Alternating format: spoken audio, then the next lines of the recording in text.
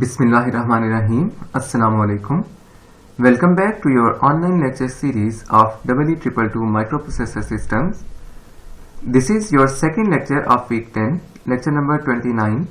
And in this lecture, we are going to discuss the watchdog timer, its uses, the input-output port structure of PIC microcontroller, pull-up resistors, implementing the digital clock using assembly language, and data serialization using the rotate command in PIC microcontrollers. This will be the last lecture of your assembly language programming, your CLO3, and from next week, inshallah, we will start your CLO4, that is programming the PIC microcontroller in embedded C language. Okay, so let's start our lecture with the discussion on watchdog timer. In our previous lectures, the students faced a problem that after a certain time, their program was automatically resetting after a certain time. And once we cleared or turned off the reset enable of the watchdog timer, the issue was solved. So what exactly is a watchdog timer? What is its purpose, and when to turn it on and when to turn it off? For now, let me tell you in advance that in our basic applications, we are not going to use the watchdog timer, but later on, if you are developing some sensitive equipment that needs to be checked after a certain time, and you have to be very sure that your program is working fine, you will need a watchdog timer. What is a watchdog timer? It is simply a timer that is running continuously in the backend. So when we turn on the watchdog timer, the second option we get in the configuration bits is the overflow time. For example, if I set the WDT time to 300 milliseconds, the watchdog timer will start running, and after completing 300 milliseconds, it will overflow and it will start running again. But once these 300 milliseconds are completed and the watchdog timer overflows, it will automatically reset your microcontroller. So it will count from 0 to 300, and once it overflows from 300 to 0, it will reset the device. So what is the purpose of this timer? If due to some error or disturbance or noise, your program gets stuck in an infinite loop and does not come out of it at the desired point, the watchdog timer is already running in the backend, and it will reset the microcontroller once it overflows. Otherwise, if your program is behaving normally, you have to manually reset this watchdog timer after certain intervals. For example, if we have set the overflow time of watchdog timer to 300 millisecond, we have to reset it after every 299 seconds at least, 299 milliseconds at least, to stop it from overflowing and stop it from resetting the device. So for example, this is your loop 1, this is your loop 2, and this is your loop 3. This loop takes around 200 milliseconds to run. This loop takes around 170 milliseconds to run, and this loop takes around 300 milliseconds to run, or let's say 360 milliseconds to run. You will see that now this 360 is greater than 300. So what you want to do is you want to change your reset time or overflow time of your watchdog timer to at least 400 milliseconds. What you will do is you will run this loop. It is supposed to complete in 200 milliseconds, and if it is completed in 200 milliseconds, it will come out of the loop and come here. So at here you will manually reset the watchdog timer. Then the program will enter the second loop, and if it runs as expected, it will take just around 170 milliseconds to run this loop. It will be finished and the program will come out of the loop to this point, and at this point you will again manually reset the watchdog timer, and again same goes for this loop.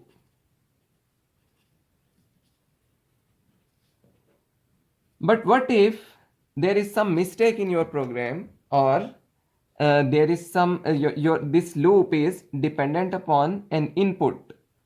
For example, this is a delay loop, and this delay loop is dependent upon an input that we are taking from a port. For example, if this is a delay loop and this delay loop is in milliseconds, so whatever milliseconds into input, so this input is coming from port A. Now we assume that port A's value can be between 0 to less than 36, you can say, and here you can say it is 10 milliseconds. So if port A's value is 36, it will be 10 into 36, 360 milliseconds. But what if due to some error or due to some noise, this value becomes 44? Then the delay will be 44 into 10, 440. So this loop will be stuck, the program will be stuck in this loop for more than 360 milliseconds as desired. But we have a fail-safe watchdog timer running at the back end. So that is supposed to reset the microcontroller if your program is stuck in any loop for more than 400 milliseconds. So in this case, if there was an error or there was a garbage value at port A that caused this loop to run for more than the desired time of 360 milliseconds or 400 milliseconds, the watchdog timer will overflow within this loop while it is in this loop, because we have not come out of the loop to manually reset the watchdog timer. So within this loop, this watchdog timer at the back end will overflow and it will cause the controller to reset, and it will start from ORG00 again. So simply watchdog timer is a fail-safe timer, and that is manually reset by the computer after certain intervals of time to avoid elapsing this timer. And if due to some reason, due to some error, the user or the computer is unable to reset this watchdog timer manually, it will overflow and it will cause the computer to reset to come out of that infinite loop of the error. Okay, next we are going to discuss about the physical structure of our input output ports.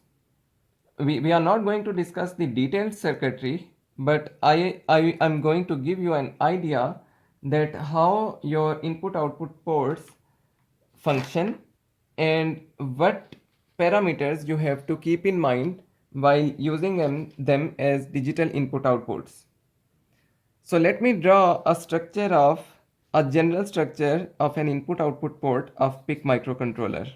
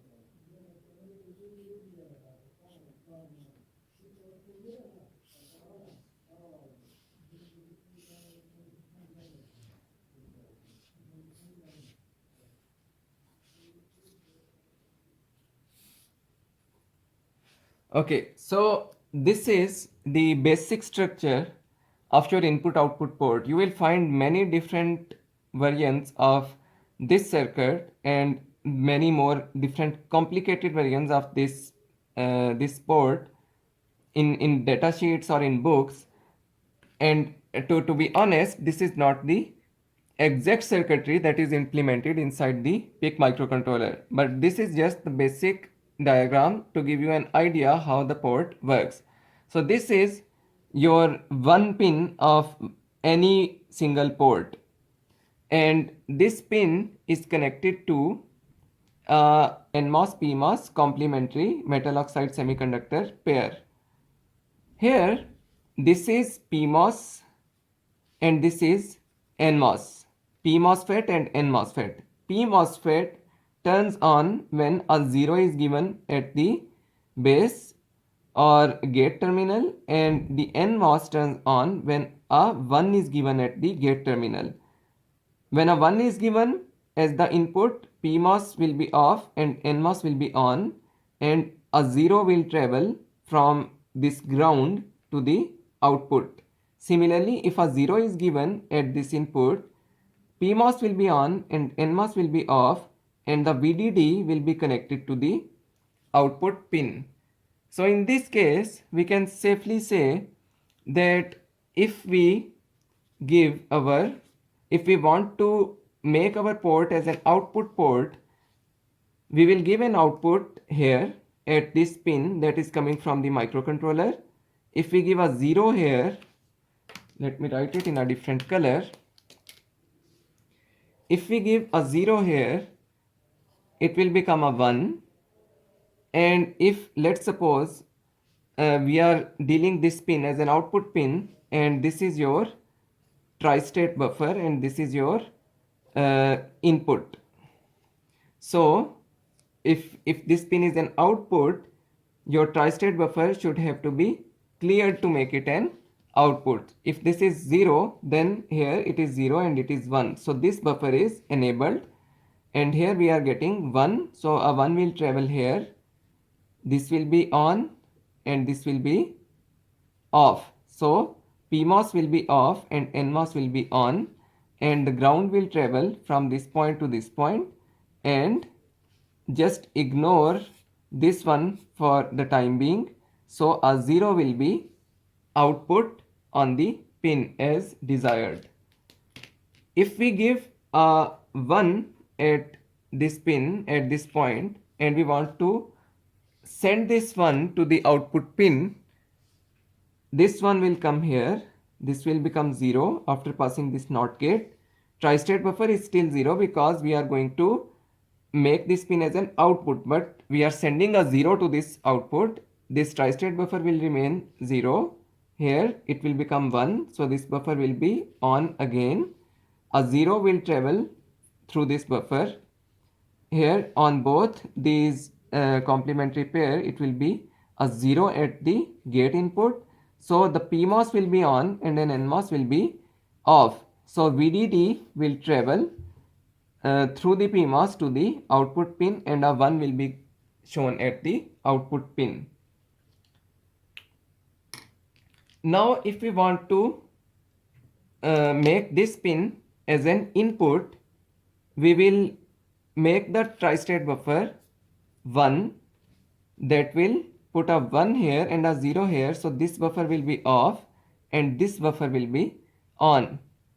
So when this buffer is off, there will be a high impedance X or Z state here. So both of these PMOS and NMOS pairs will be off. So here there will be a high impedance state or Z state coming from this particular side. So it is good for us that there is a high impedance state, because we are not going to output anything onto the pin, but we are taking an input from the pin. So this pin should not be connected to this side, but it should be connected to this side only. So whatever is here on this pin, whether it is a 0 or it is a 1, it will travel through this line, through this buffer, because it is enabled now, and it will be read at the input side of the microcontroller. So this is the basic structure of your input output port. What is the purpose of telling this at this point is there are some exceptions in the hardware architecture of PIC microcontroller, and one of the exceptions is the pin RA4. In the pin RA4, your complementary pair is there, but it is connected like this. So no VDD is connected here. It is an open drain connection. This means that once the pin RA4 is set as an output, we can send a 0 at this pin. We can output a 0 at this pin by sending a 1 here. If we send a 1 here through this NOT gate, it will turn on this NMOS and a 0 will travel through the NMOS. But if we send a 1 here and it will pass through this NOT gate and become a 0, so a 0 will be here, it will turn off the NMOS and it will turn on the PMOS. But there is no VDD connected to the PMOS. It is an open drain connection. So this pin will remain as a high impedance state. We cannot output a 1 at pin RA4. We can output a 0, but we cannot output a 1. We can take input of both 1 and 0 at RA4. We can output 0 at RA4, but we cannot output 1 at RA4. And now this pull-up resistor comes in. We should connect a VDD and a pull-up RPU, a resistor, to VDD at this output pin. So if we are sending a 0, it will be a direct connection to the 0, and there will be a 0 at the pin output. But if we are sending 1, there will be high impedance and VDD will travel through this pull-up resistor. So if you want to use your RA4 as an output and you want to send a 1 at the RA4, you should connect an external pull-up resistor to that pin to pull it up to 1, because it is an open drain connection. And the last thing about this port design in PIC18 is that on port B, at port B, we have some internal pull-ups also. So this circuit is there on port B. Port B has internal pull-up resistors. Now we don't want pull-up resistors at any port if we have a complete complementary pair connected to VDD and ground, and if there is no issue at the output and input side. So why are we giving internal pull-up resistors for port B? By the way, these pull-up resistors can be manually connected or disconnected using a special function register in configuration bits. So we can either enable these pull-up resistors or disable these pull-up resistors using the pin RBPU bar, port B pull-up resistor. So if we if we set it as 0, the pull-ups will be enabled. If we set it as 1, the pull-ups will be disabled. But why are we being given an option only on port B to have internal pull-up resistors? When we in port B, there is no such issue, just like in pin RA4. Pin RA4 is the only pin with this issue with an open drain connection. All other pins in PIC microcontroller of all the other ports, they don't have an open drain connection. They have a connection like this. The PMOS is connected with VDD. So why do we need port B to have internal pull-up resistors? That is to facilitate getting inputs on port B. So let me draw a simple circuit of a push button. What does it look like? There is a resistor and then there is a push button. It can be either way. It can be active high or active low, and then this is the pin of the microcontroller. So that is VDD and that is R, let's say 10K, 10 kilo ohms. When this button is not pressed, this pin will be high, and when this button is pressed, this will be grounded and this pin will become low. This can be a push button, this can be a sensor, this can be anything. So to make these pins as an input ports, we must connect a pull-up resistor to the pin if it is an active low sensor. And most of the devices and sensors that we use are active low, so that need to be pulled up. So to facilitate that, the designers of this chip have given us an option to enable or disable pull-up resistors, internal pull-up resistors on port B. So it is always advisable that if you have some inputs in your circuit design, take them on port B and enable the internal pull-up resistors. So you won't have to connect this external resistor. This external resistor will be just enabled by setting RBPU inside the microcontroller. That will reduce your circuit size and that will minimize power consumption and that will reduce the cost of your final circuit. So now we know that how to use the ports available in PIC microcontroller as input output ports. Let me summarize how many ports we have in PIC microcontroller and uh, uh, what are the sizes of each port. So here in PIC18, in a 40 pin package, PIC18F4550, PIC18F4550, that is a 40 pin package. We have port A, that is a 7-bit port, and its pins range from 0 to 6. Then we have port B, that is an 8-bit port and the bits range from 0 to 7.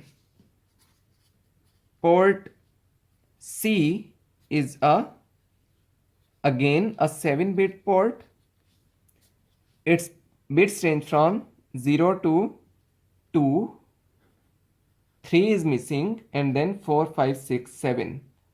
So pin 3 is RC3 is missing.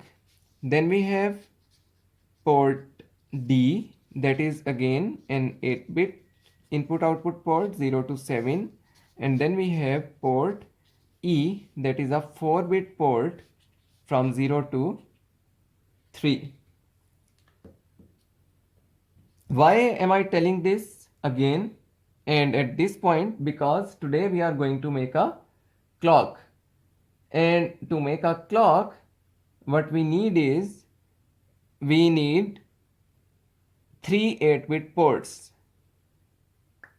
We have to connect two BCD displays for seconds on one port for packed BCD numbers. Then we have to connect two BCD 7-segment displays on one 8-bit port for minutes, and then same for the hours. So we need 3 8-bit ports, but we only have 2 8-bit ports. So for instance, we can use the port B for seconds, we can use the port D for minutes. What about the seconds? We can use port A because it is a 7-bit port for the hours.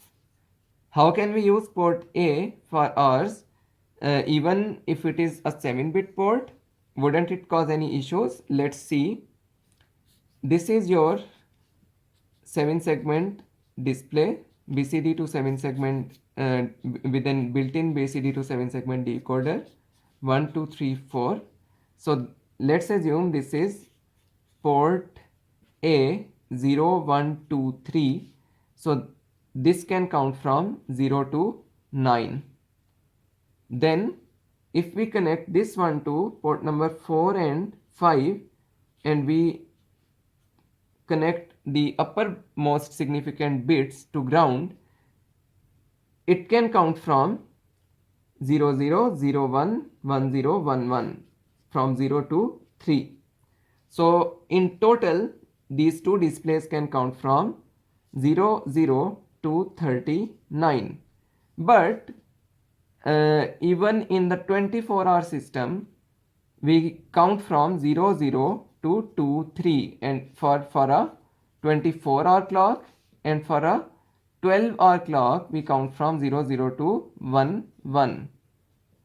So it serves our purpose. Even if we don't have the upper two bits available, if the bit RS6 is being utilized for HS oscillator, so we don't have the uppermost significant two bits, but it serves the purpose and we can use the port A as our hours port.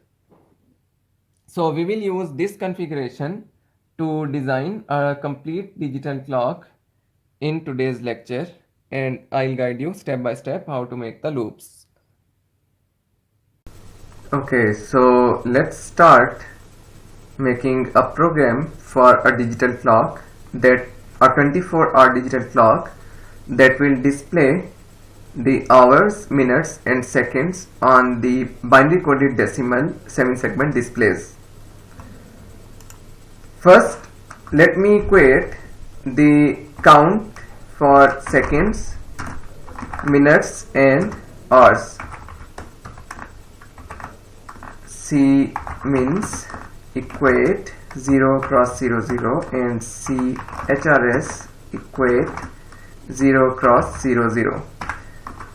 I will always recommend you to give names or labels to different locations, and that will make it very easy for you to develop your program logic and to decipher and debug your program later. So once I have equated the 3 file registers that will hold the count for seconds, minutes and hours, let me give the names to the ports also. Seconds equate port B, so I will be using port B to display seconds. Minutes equate port D, and hours equate port A. As discussed earlier, we will use port A to display the hours. Then for the delay, again I will use R1, R2 and R3. So R1 equates 0 cross 0 3, R2 equates 0 cross 0 4 and R3 equates 0 cross 0 5. I think we will not need any other variables, but we'll see. Let's start writing the program, and if we need any more variables, we will declare them. So let's originate our program from location 0 heads up. Clear F, press B, clear F, press D, and clear F, press A. I have made all the ports as the output ports. Port A, B and D, that are for hours, minutes and seconds. Okay, so as we know that our port A is the pin 0 to 3 of port A is by default set as analog input. To make it as digital input output, we have to move 0 cross 0f literal value to ADCON 1. Up till here our basic settings are finished. So let's start by making a loop, and let's start with the seconds loop first, and then we will keep building the program around the seconds loop the minutes loop, and then finally to the hours loop, and we'll close them all together.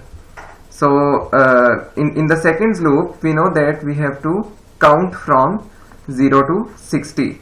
So let's move a literal value of 60 to the count for seconds.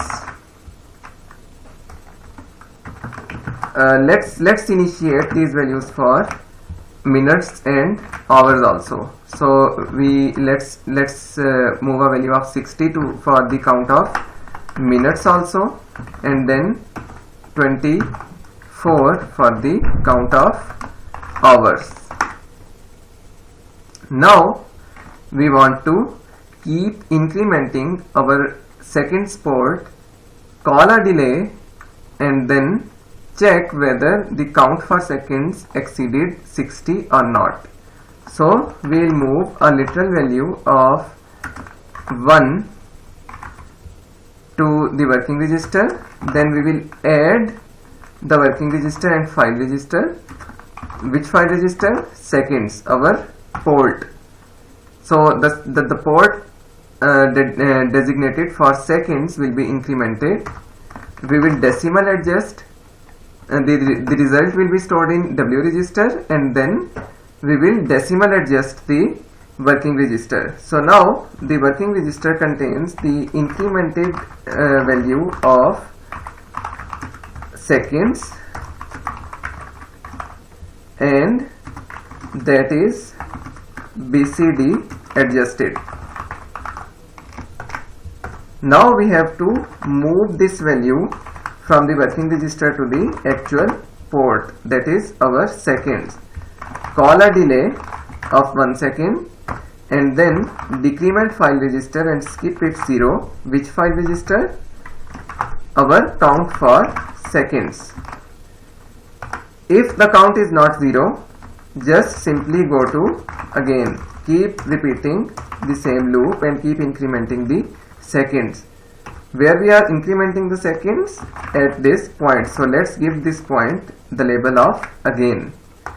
What if after decrementing the count it becomes 0? So it has completed the 60 counts. After completing 60 seconds, what we want to do? We want to increment the minutes by 1. So we will move a literal value of 1 to the working register, then we will add the working register to the file register. Which file register? The minutes, and store the result in working register. Why we are storing all the results after addition in the working register? Because we want to decimal adjust the result, and the decimal adjust command only works on the working register and not on any other file register. So the result is now in the incremented result is now in the working register. Just decimal adjust it and then move it back to the minutes port. Again, decrement file register and skip it 0. The count for minutes.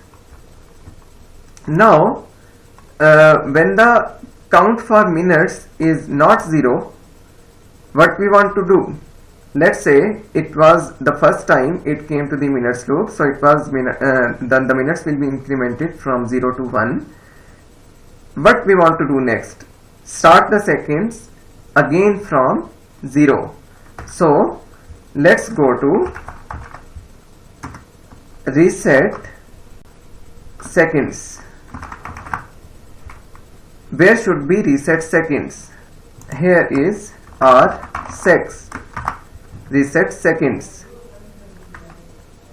but we can see that it is resetting the minutes and hours also. So what we should do is we should move them above the seconds. The hours should be the outermost loop, then the minutes, and then the seconds. So now I think this is in the right order. So it will reset the seconds, and it should also clear the port of seconds it should also display 0. It is resetting the count, and it should also reset the display to 0, and then call delay. After calling the delay, resetting it to 0, and then it should remain 0 for 1 second, and then again it will start incrementing the seconds routine. Then again coming to the minutes routine and checking whether the minutes counter was overflowed or not. So now let's assume the minutes counter was also overflowed. So what it should do? It should increment the hours. Let me copy and paste this subroutine. It should increment the hours, decimal adjust it and send it back to the hours. Then it should decrement the count for hours. If the count is not if the count is not overflow yet, what we want to do is we want to reset the minutes. Otherwise we want to reset the hours. If the hours count is also finished, we want to reset the hours also from 23 to 0. So RHRS. To reset the minutes, we want to give the label here. R means, and then to reset the hours we have to give the label at this point. Now all what's left is the delay subroutine. So again I will copy the delay subroutine of my previous code that was written for 1 second. Let's compile this code to check for any errors. Oh, there are many different errors. Let's start with the first one. Just click it. SECS equate port B. Oh, okay. We have not included the library hash include p184550.inc. So let's include the configuration bits by going into the window, then target memory views, and then the configuration bits. So here are the configuration bits. What we want to do is we want to use HS as an oscillator, then power reset is off, brownout reset is off, watchdog timer is off, port AB enable is off because we want to use them as digital IOs, and stack overflow underflow reset is off. Generate the source code, Control A, Control C, and paste it on top of your code. Let's build again. Many warnings but no errors, so our code has been compiled successfully. Now here is the Proteus file that I have made for the simulation of this particular code. So in this file you can see that we have already selected the lecture 26 production.hex, and this is our lecture 26. We have used two displays, 7 segment displays connected to port B for seconds, then port D for minutes, and then port A for hours. And we can see here that I have connected the uppermost bits of the tens counter of hours to ground. Let's simulate it. Okay, so the results are not correct. Now let's see what is the problem with this code. Okay, let me clear CLRF, SECS, CLRF, MINS, and CLRF HRS. Let me clear the initial value of all the ports. Let's build it again and let's run it again. Okay, now so it is working fine. It is working a bit quickly but it is working pretty good. After 59 seconds, the seconds counter should overflow and the minutes counter should increment. Here, if I further reduce the delay, you will be able to see that even our hours counter is working fine. I have run the code for few hours and the code worked without any issue, without any reset. So this is your code for the digital clock. I am not going to provide the source file of this code to you guys. I think you should type it and write it yourself, because in this way you will learn more. If you just copy paste and run my code, definitely I have already simulated it, so it will work. But once you write it yourself, there you may have some typing mistakes, and you will get to rectify the errors that you get in your program. And secondly, once you are typing it yourself, you will get to understand the logic in a better way. Okay, so let's come to the last topic of today's lecture, that is data serialization. What is data serialization? Let me first ask, what if you want to send a data from one microcontroller to another microcontroller? This is your sender and this is your receiver. So if you want to send data from this device to this device, what you can do? Let's say it is an 8-bit data. So the simplest thing that comes to our mind is to connect the two 8-bit ports of the sender and receiver together through an 8-bit line and send the 8-bit data directly from the sender to the receiver, put it on the output port of the sender and make the port of the receiver as an input port and read it. So the 8-bit data will be transferred in parallel from sender to receiver. But let's say these two devices are far apart.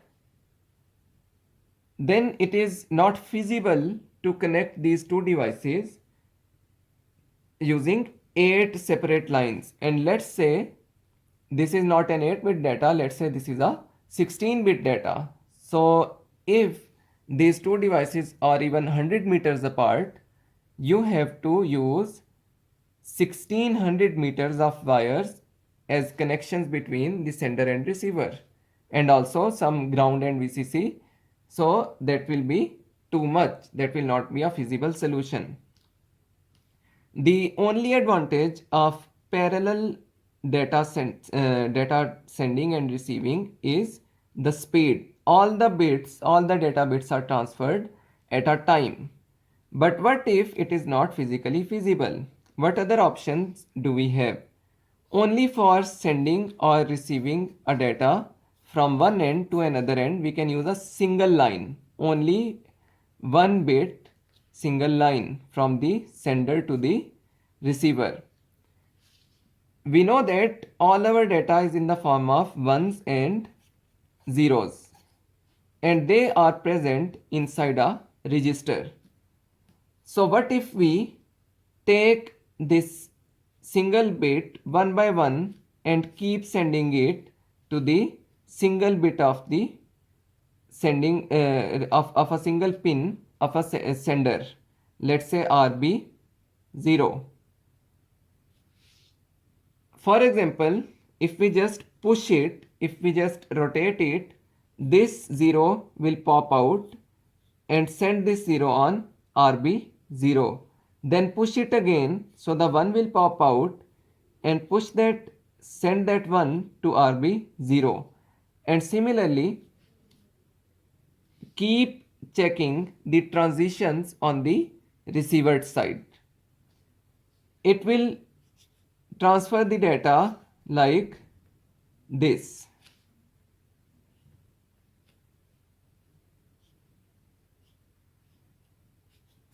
So what is this data? 100110001. 1001. This is 99 hexadecimal. It will be received on a single port through a single pin, but it will be sent one by one after the other. How to do that manually? In PIC microcontroller, we have a command or we have an instruction RRCF. Rotate right with carry a file register. Let's say file register data. I have equated data to location number 0x00. So I have some data placed at location 0 and I rotate it through carry. When I rotate it through carry, this digit that pops up goes into the carry.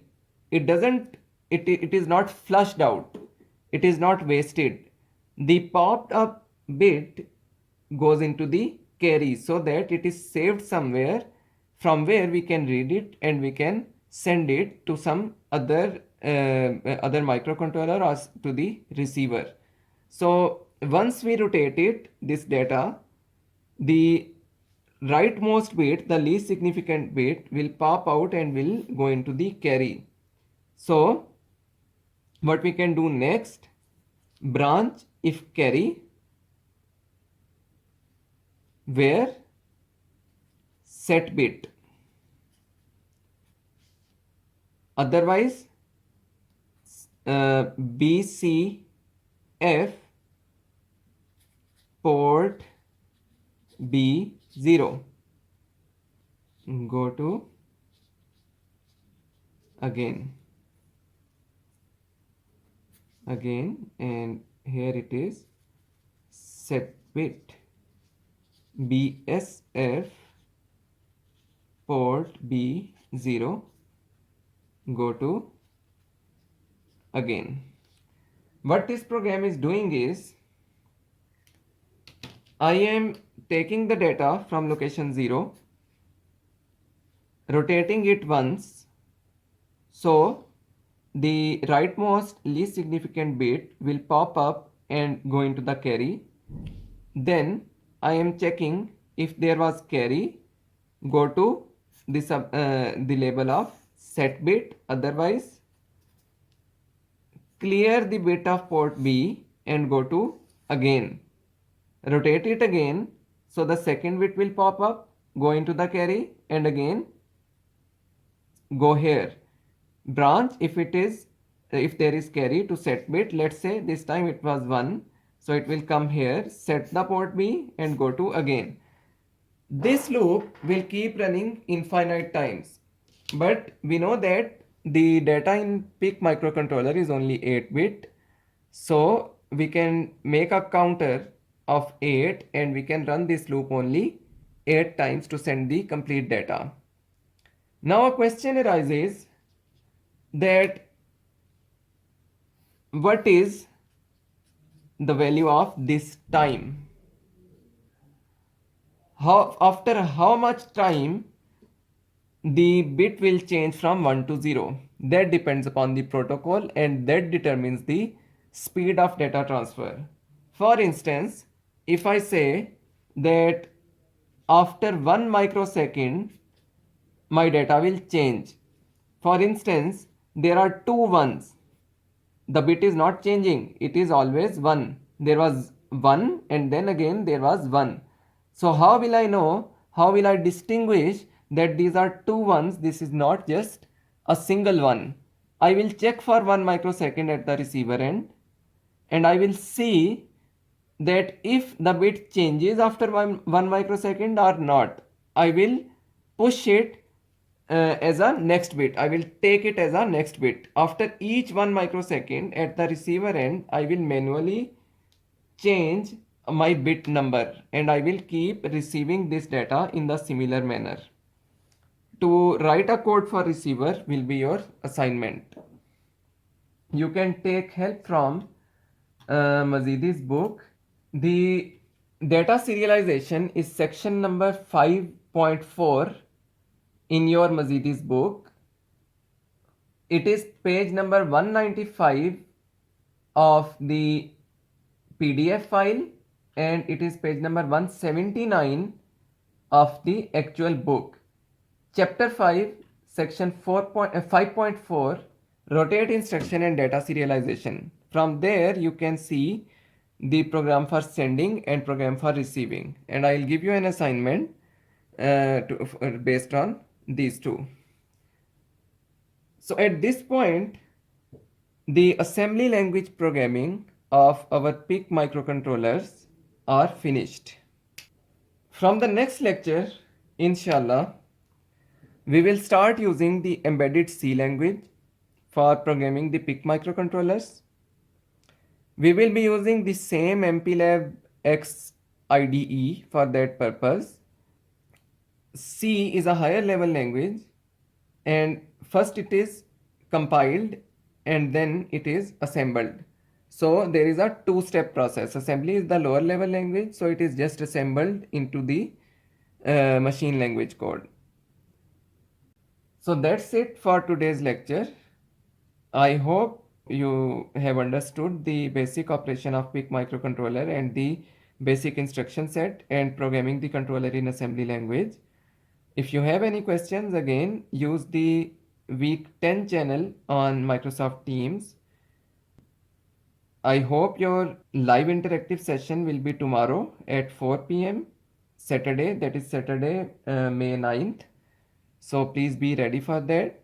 We will discuss about the PIC architecture and assembly language programming in that session. And from next week, we will move on to the C language programming, inshallah. Till then, take care. Allah Hafiz.